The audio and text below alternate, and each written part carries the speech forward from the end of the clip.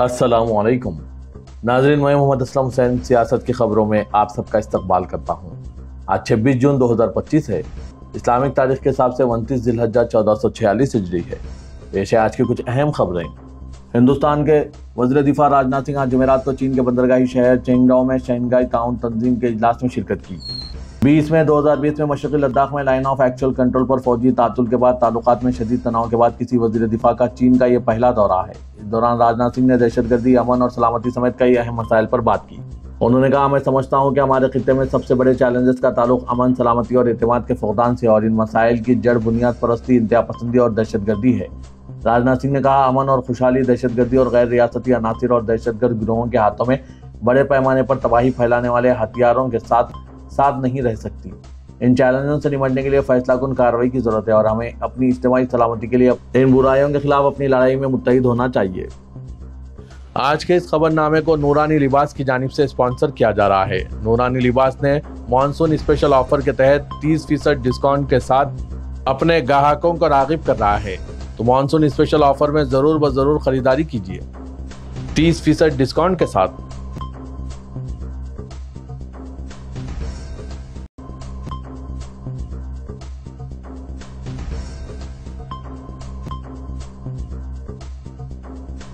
Voter list में नामों के इंदराज के लिए अब जाए पैदाइश और शहरियत का सबूत फराहम करना लाजमी होगा। इसका आगाज बिहार असेंबली इलेक्शन के लिए वोटर लिस्ट पर नजरसानी के साथ हुआ। बिहार में इस साल के आखिर में होने वाले असेंबली इलेक्शन के पेश नज़र वोटर लिस्ट पर खुसूसी और बारीक बीनी से नजरसानी के लिए जारी किए गए हुक्म में इलेक्शन कमीशन ने वोटरों की जाए पैदाइश और तारीख पैदाइश की मुकम्मल तस्दीक की हिदायत दी है। इम्कान है कि इसका इतलाक आइंदा तमाम इंतखाबात के मौक़ों पर वोटर लिस्ट में नामों की शमूलियत पर होगा। अब तक वोटर लिस्ट में नाम दर्ज कराने के लिए सिर्फ रिहाइश और तारीख पैदाइश का सबूत देना काफी था। ताहम अब जाए पैदाइश की तस्दीक को भी लाजमी कर दिया गया है, जिससे यह अमल एक तरह का शहरियत टेस्ट बन गया है। सुप्रीम कोर्ट ने अपने एक मुस्बित फैसले में आसाम में फॉरेनर्स ट्रिब्यूनल के जरिए गैर मुल्की करार दी गई एक मोहम्मद खातून ज़ैनब बीबी की मुल्क बदरी पर रोक लगा दी। वाज़ेह के शहरियत के दस्तावेजी सबूत फराहम करने के बावजूद गैर मुल्की करार देने के ट्रिब्यूनल के फैसले को पहले गुवाहाटी हाईकोर्ट में चैलेंज किया गया था, मगर इसने फरवरी 2025 में इसे बरकरार रखा था, जिसके बाद सुप्रीम कोर्ट से रुजू किया गया। इस पर समाअत करते हुए जस्टिस उज्जवल भोयान और जस्टिस विनोद चंद्रन की बेंच ने मरकजी हुकूमत को हिदायत दी है कि दरख्वास्त गुजार के खिलाफ जबरन कोई कार्रवाई न की जाए। इस मुकदमे में ज़ैनब बीबी की पैरवी एडवोकेट फजील अहमद ने की। ये फैसला इस लिहाज से अहम है कि आसामी हुकूमत मुतअद्दिद शहरियों को ज़बरदस्ती बांग्लादेशी सरहद पर उस तरफ ढकेल चुकी है। ज़ैनब बीबी ने कोर्ट को यह बावर कराने की कोशिश की है कि वो पैदाइशी तौर पर हिंदुस्तानी शहरी और पूरी ज़िंदगी आसाम के नागांव जिले के मौजा ढंग में गुजारी थी। बतौर सबूत उन्होंने कोर्ट में 1951 की एनआरसी की नकल पेश की, जिसमें इनके दादा का नाम मौजूद है। इसके अलावा इनके वालिदैन के नाम 1965 और 1970 की इंतखाबी फहरिस्त में मौजूद है। उन्होंने कोर्ट को आगाह किया कि ट्रिब्यूनल और हाई कोर्ट ने न सिर्फ इन बाला दस्तावेज को नज़रअंदाज किया, बल्कि ग्राम पंचायत के इन सर्टिफिकेट्स पर भी कोई तवज्जो नहीं दी जो इनकी वल्दियत को साबित करती है। रियासत कर्नाटक में हुजूमी तशद्दुद के एक मामले में जमीन नामी एक नौजवान और इसके दोस्त वसीम को शरपसंदों ने ज़दोकोब करते हुए जय श्री राम का नारा लगाने पर मजबूर किया। मुतासरा नौजवान के मुताबिक ये वाक़या बेंगलुरु के हेगड़े नगर में पेश आया। जमीर, जो एक मैकेनिक है, इसने बताया कि वो अपनी गाड़ी को ग्राउंड के करीब रफा हाजत के लिए रोक रहा था कि तभी कुछ लोग इसके करीब आए। जमीर ने पुलिस को अपनी शिकायत में कहा कि वो अचानक हमारे पास आए और पूछने लगे कि हम वहाँ क्यों आए हैं। फिर उन्होंने हमें गालियाँ और ज़दोकोब करना शुरू कर दिया। जमीर फरार होने में कामयाब हो गया, लेकिन इसका दोस्त वसीम हमलावरों के हाथों में पकड़ा गया और उसे ज़दोकोब किया गया। इसे जय श्री राम का नारा लगाने पर मजबूर किया गया। काफ़ी मारा पीटा गया। हालांकि रियासत कर्नाटक में कांग्रेस की हुकूमत है, लेकिन कांग्रेस हुकूमत में भी इस तरह के शरपसंदों के हौसले बुलंद हो रहे हैं। नाज़रीन, इन सब पर आपकी क्या राय है, कमेंट के जरिए जरूर बताइएगा। सुप्रीम कोर्ट ने जमानत का हुक्म मिलने के बावजूद उत्तर प्रदेश की गाजियाबाद जेल में बंद एक शख्स को रिहा न करने पर सख्त मौक़िफ़ इख्तियार किया। अदालत उज़्मा ने उत्तर प्रदेश हुकूमत को हुक्म दिया है कि वो मुल्ज़िम आफ्ताब को 5 लाख रुपए का अबूरी मुआवजा अदा करें। इसके अलावा इस पूरे मामले की जांच गाजियाबाद जिला जज को सौंप दी गई। इसके साथ ही सुप्रीम कोर्ट ने उत्तर प्रदेश हुकूमत से 27 जून तक मुकम्मल रिपोर्ट तलब की। सुप्रीम कोर्ट मामले की अगली समाअत 18 अगस्त को करेगी। Justice KV. विश्वनाथन और जस्टिस एन.के. सिंह की बेंच आज इस केस की समाअत कर रही थी, जिसमें यह बात सामने आई कि गाजियाबाद की जेल इंतजामिया ने 29 अप्रैल को सुप्रीम कोर्ट के हुक्म और 27 मई को बाज़ाब्ता रिहाई के हुक्म के बावजूद मुलजिम को रिहा नहीं किया। जस्टिस विश्वनाथन ने कहा कि आपने कल हमारी मदाखलत के बाद ही इसे रिहा किया। इससे जाहिर होता है कि आपको किसी और हुक्म को मानने की जरूरत नहीं थी। तकनीकी बुनियाद पर आज़ादी के हक से इनकार करने का ये वाहिद बहाना था। कौन सी शख्स कहती है कि अगर जेली दफा छूट जाए तो जमानत के हुक्म के बावजूद किसी शख्स को जेल में रखा जाना चाहिए। अदालत ने उत्तर प्रदेश हुकूमत की सख्त सरजनिश की और बरहमी का इजहार करते हुए कहा कि आपने मुलजिम को सिर्फ टेक्निकी बुनियादों पर सलाखों के पीछे रखा।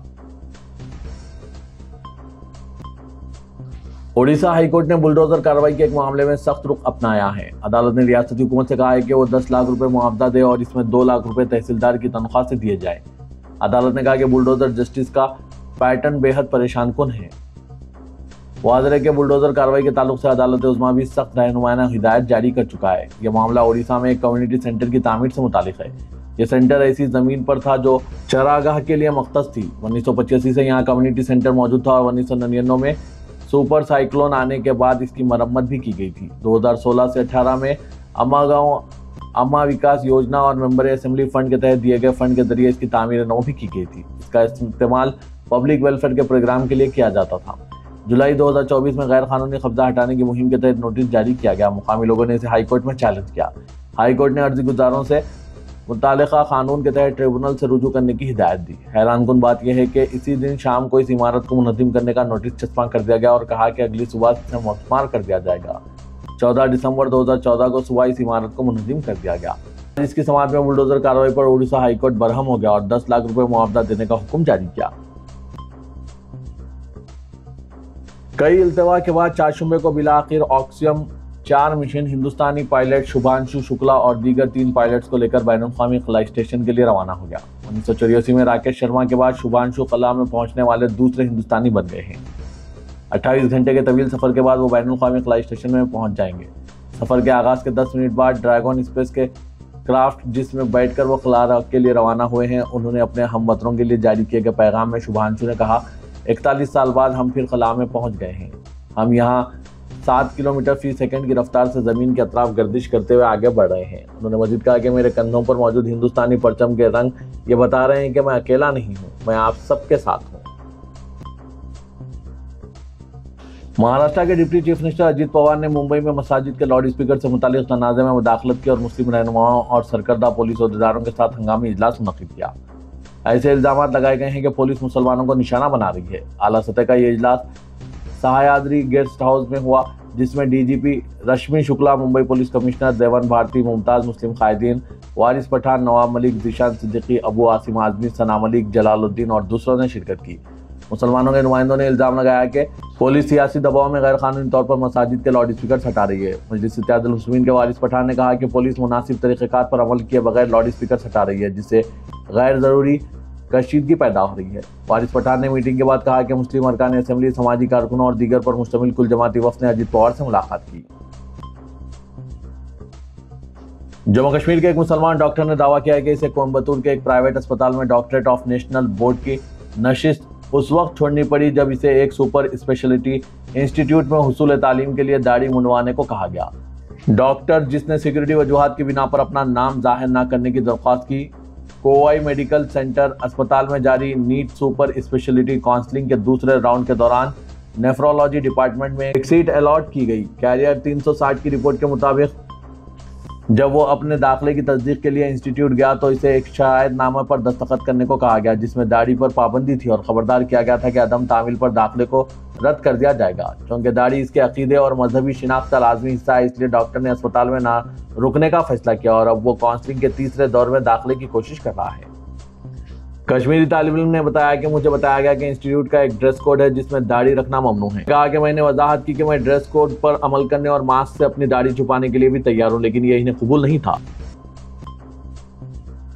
तेलंगाना में पंचायत राज इदारों के इंतखाबात के सिलसिले में तेलंगाना हाईकोर्ट ने आज एक अहम फैसला सुनाते हुए हुकूमत को अंदरून 3 माह ग्राम पंचायतों के इंतखाबात मुनक्किद करने की हिदायत दी। जस्टिस के माधवी देवी ने साबिक सरपंचों की जानिब से दाखिल की गई 6 अलहदा दरख्वास्तों की समाअत के बाद आज फैसला सुनाया। हाईकोर्ट ने स्टेट इलेक्शन कमीशन को हिदायत दी कि वो मुकर्ररा वक्त पर इंतखाबात के लिए जरूरी कदम उठाए। अदालत ने गुज़िश्ता रोज फैसला महफूज किया था। रियासती हुकूमत और इलेक्शन कमीशन को हाईकोर्ट की हिदायत के बाद उम्मीद की जा रही थी कि हुकूमत पसमानदा तबकात के तहफ़्फ़ुज़ात की जल्द यकसुई करते हुए सरपंचों, MPT और ZPTC अरकान के इंतखाब कराएगी। पंचायत राज इदारों की मियाद 30 जनवरी 2024 को ख़त्म हो चुकी है और ताहाल इंतखाबात के अदम इनेकाद की वजूहात के बारे में हाईकोर्ट ने हुकूमत से सवाल किया। दरख्वास्त गुजारों के वकील ने अदालत को बताया कि 30 जनवरी को मियाद की तकमील के बावजूद हुकूमत सरपंचों के इलेक्शन में ताख़ीर कर रही है। सरपंचों के बजाय स्पेशल ऑफिसर्स का तकर्रुर किया गया है, जो दस्तूर और पंचायत राज एक्ट तेलंगाना के बरखिलाफ है। तेलंगाना हाईकोर्ट ने खुले के मसले पर मुस्लिम ख्वातीन के इख्तियारात को बरकरार रखते हुए वाज़ेह किया कि खुले के जरिए अलाइदगी इख्तियार करना बीवी का हक है और इसके लिए शौहर की मर्जी जरूरी नहीं। जस्टिस M भट्टाचार्य और जस्टिस BR मधुसूदन राव पर मुश्तमिल बेंच ने फैमिली कोर्ट की जानिब से दिए गए फैसले को चैलेंज करते हुए दाखिल की गई दरख्वास्त पर फैसला सुनाया। दरख्वास्त में एक मजहबी इदारे की जानिब से जारी करदा खुला सर्टिफिकेट की कानूनी हैसियत को चैलेंज किया गया था। 6 फरवरी 2024 को फैमिली कोर्ट हैदराबाद में खुला सर्टिफिकेट के खिलाफ दायर की गई दरख्वास्त को मुस्तरद कर दिया, जिसमें खुला सर्टिफिकेट को कालादम और गैर कानूनी करार देने की अपील की गई थी। फैमिली कोर्ट के फैसले के खिलाफ हाई कोर्ट में अपील दायर की गई। तेलंगाना अक़लियती अक़ामती स्कूल सोसाइटी के सदर नशीन फ़हीम कुरैशी और इनकी अहलिया ने आज जुबली हिल्स पुलिस स्टेशन पहुंचकर फोन टैपिंग स्कैम के सिलसिले में बतौर गवाह अपना बयान रिकॉर्ड कराया। खुसूसी तहकीकाती टीम के असिस्टेंट कमिश्नर पुलिस ने फ़हीम कुरैशी, इनकी अहलिया और ड्राइवर को बयान के लिए रुजू होने की ख्वाहिश की थी। BRS दौरे हुकूमत में जिन सियासी कायदीन के टेलीफोन टैप किए गए थे, इनमें फ़हीम कुरैशी का नाम भी शामिल है। जुबली हिल्स पुलिस स्टेशन में बयान रिकॉर्ड कराने के बाद मीडिया से बातचीत करते हुए फ़हीम कुरैशी ने BRS की साबिक़ हुकूमत को सख्त तनकीद का निशाना बनाया और कहा कि इंतहाई घटिया और शर्मनाक हरकत के जरिए सियासी कायदीन को निशाना बनाया गया। उन्होंने कहा कि असेंबली इलेक्शन से कबल टास्क फोर्स और इंटेलिजेंस के जरिए इन पर नजर रखी गई और इनके घर पर हमेशा निगरानी रखी गई। उन्होंने कहा कि इन हरकतों से इनके हौसले को पस्त नहीं किया जा सकता। फ़हीम कुरैशी ने कहा कि जिस अंदाज में इन्हें हरासा किया गया और ज़हनी अजियत दी गई, इसकी तफसीलात पुलिस अहदेदारों को बयान की गई। तेलंगाना के वज़ीर रेवंत रेड्डी ने आज अहदेदारों को हिदायत दी कि वो सरकारी स्कूलों में तलबा के बढ़ते हुए दाखिलों के पेश नज़र स्कूलों में नए क्लासरूम तामीर करें। उन्होंने रियासत में तालीमी निज़ाम को आला मियार के मुताबिक मज़ीद मुस्तहकम करने की ज़रूरत पर जोर दिया। वज़ीर आला ने कमांड कंट्रोल सेंटर में महकमा तालीम के आला अहदेदारों के साथ एक जायज़ा इजलास मुनक़िद किया। इस मौके पर चीफ मिनिस्टर ने अजला के एडिशनल कलेक्टर्स को हिदायत दी कि वो हर हफ्ते कम अज़ कम 2 सरकारी स्कूलों का मायना करें। इस मौके पर अहदेदारों ने चीफ मिनिस्टर को बताया कि इस साल तकरीबन 48,000 तलबा खानगी स्कूलों से सरकारी स्कूलों में दाखिला लिए हैं, जिस पर चीफ मिनिस्टर ने अहदेदारों को हिदायत दी है कि वो जिन स्कूलों में ज़ायद दाखिले हुए वो वहाँ तलबा की तादाद के मुताबिक नए क्लासरूम तामीर करें।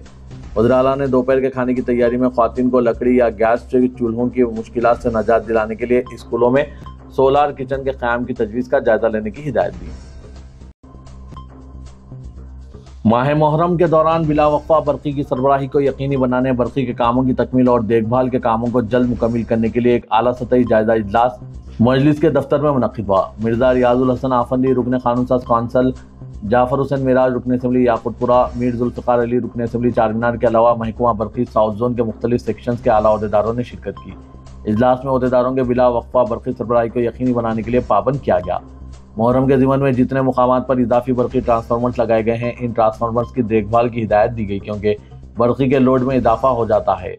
स्ट्रीट लाइट्स की देखभाल की हिदायत भी दी गई। जहां खराब लाइट्स हैं वहां फौरी तब्दील करने का मशवरा दिया गया। जुबली हिल्स असेंबली हल्के के ज़मीनी चुनाव में कांग्रेस पार्टी के उम्मीदवार से मुतालिक अहवाम में पाए जाने वाले तजस्सुस के दौरान टिमरिस के सदर नशीन फ़हीम कुरैशी ने कहा कि पार्टी के फैसले के पाबंद रहेंगे और जिनको भी टिकट दिया जाएगा इन्हें कामयाब बनाना हर रुकन की जिम्मेदारी होगी। मीडिया से बात करते हुए फ़हीम कुरैशी ने कहा कि इलेक्शन में उम्मीदवार कौन होगा इसका फैसला पार्टी करेगी। जिस किसी को उम्मीदवार बनाया जाएगा इन्हें हम कामयाब करेंगे। उन्होंने कहा कि सोशल मीडिया और अखबारात में उम्मीदवारों के इम्कानी नामों की तशहीर से कुछ नहीं होगा। उम्मीदवार के बारे में फैसला पार्टी करेगी। अगर पार्टी मुझे किसी डिवीजन की जिम्मेदारी देगी तो मैं वहां पार्टी उम्मीदवार के हक में काम करूंगा। उन्होंने कहा कि कांग्रेस में कायदीन की तादाद ज्यादा है, इसलिए अखबारात व सोशल मीडिया में कहानियां शाया होती है। फ़हीम कुरैशी ने कहा कि पार्टी सदर महेश कुमार गौड़ उम्मीदवार के बारे में फैसला करेंगे और हल्के से कांग्रेस की कामयाबी यकीनी है। ऑल इंडिया मजलिस इत्तेहादुल मुस्लिमीन के रुकन कानून साज़ कौंसल रहमत बेग पार्टी के 3 कॉर्पोरेटरों और 50 से ज़्यादा दीगर के खिलाफ ताकत का मुजाहरा करते हुए आदिया एयरपोर्ट पुलिस स्टेशन में घुसने के इल्ज़ाम में मुकदमा दर्ज किया गया है। बताया जा रहा है कि यह वाक़ा इस हफ्ते के शुरू में पेश आया था और पुलिस ने भारतीय न्याय संहिता BNS की मुख्तलिफ दफ़ात के तहत मुकदमा दर्ज किया। शिकायत के मुताबिक मुलज़िमीन रुकन कानून साज़ कौंसल रहमत बेग A1, शमशाबाद काउंसलर ताज बाबा A2, किशनबाग के कॉर्पोरेटर हुसैनी पाशा A3, मल्लेपल्ली के कॉर्पोरेटर जफर खान A4, और दीगर ने जबरदस्ती और गैर कानूनी तरीके से आरजीआई एयरपोर्ट पुलिस स्टेशन के अहाते में दाखिल हुए। पुलिस ने बीएनएस की दफा 132, 221, 329, 4, 351, 2 को शामिल करते हुए मुकदमा दर्ज किया है, जो बीएनएस की 3 से 5 के साथ पढ़ी गई, जो सरकारी मुलाजमीन की रुकावट, गैर कानूनी असेंबली, मुजरिमाना क़ुव्वत और सरकारी ज़मीन पर तजावीज़ात से मुतालिक है। तफ्तीश जारी है, अभी तक कोई गिरफ्तारी अमल में नहीं लाई गई। मुकामी ज़राए के मुताबिक AIMIM रुकन कानून साज कौंसल रहमत बेग और दीगर के खिलाफ मुकदमा शमशाबाद में पीर की रात को फूट पड़े कशीदगी का पता लगाता है, जबकि गाय के मुहाफिजों के एक ग्रुप ने मुबैना तौर पर बैलों को ले जाने वाले मवेशी ताजिरों पर हमला किया था और इनसे नकदी और एक मोबाइल फ़ोन छीन लिया था। वाक़े के बाद मवेशियों को मुकामी गौशाला में मुंतकिल किया गया। इसके जवाब में MLC रहमत बेग और AIMIM के कायदीन हमले के खिलाफ एहतजाज करने और कार्रवाई का मुतालबा करने के लिए आरजीआई एयरपोर्ट पुलिस स्टेशन पहुंचे, जिसके नतीजे में स्टेशन पर गर्मा गर्म तबादला हुआ, जिसने बाद में खिलाफ वर्जी के मामले की बुनियाद बनाई। पुराने शहर हैदराबाद के काला पत्थर इलाके के साकिन इमरान उर्फ कॉलर इमरान को टास्क फोर्स की टीम ने सिकंदराबाद की एक होटल से कल रात उस वक्त हिरासत में ले लिया जब वो अपने अरकान खानदान के हमरा होटल में खाना खा रहे थे। घर वालों का इल्जाम है कि कॉलर इमरान को पुलिस ने खाना खाने का भी मौका नहीं दिया और हिरासत में ले लिया। बताया जा रहा है कि मजलिस के फ्लोर लीडर अकबरुद्दीन अवैसी के सोशल मीडिया पेज चलाने वाले के हमरा कॉलर इमरान का फ़ोन पर कुछ तबादला अमल में आया था। उसके बिना पर टास्क फोर्स पुलिस मुस्तैदी का मुजाहरा पेश करते हुए कॉलर इमरान को हिरासत में ले ली। वाज़ेह के कॉलर इमरान अवामी मसाइल के लिए अपने फ़ोन कॉल के ज़रिए अवामी नुमाइंदों से सवालात करते हैं और कॉलर इमरान की कॉलिंग की तफसीलात सोशल मीडिया पर वायरल होती है। हालांकि शहर में कई एक वाक़ात पेश आते हैं, लेकिन पुलिस की जानिब से इतनी मुस्तैदी ज़ाहिर नहीं की जाती है, लेकिन जब अवामी नुमाइंदों की बात आती है तो पुलिस मुस्तैदी का मुजाहरा पेश करते हुए फौरी तौर पर कार्रवाई करती देखी जाती है। नाज़रीन, इन सब पर आपकी क्या राय है, कमेंट के ज़रिए ज़रूर बताइएगा। तो ये था आज का खबरनामा। दीजिए इजाज़त, अल्लाह हाफिज़।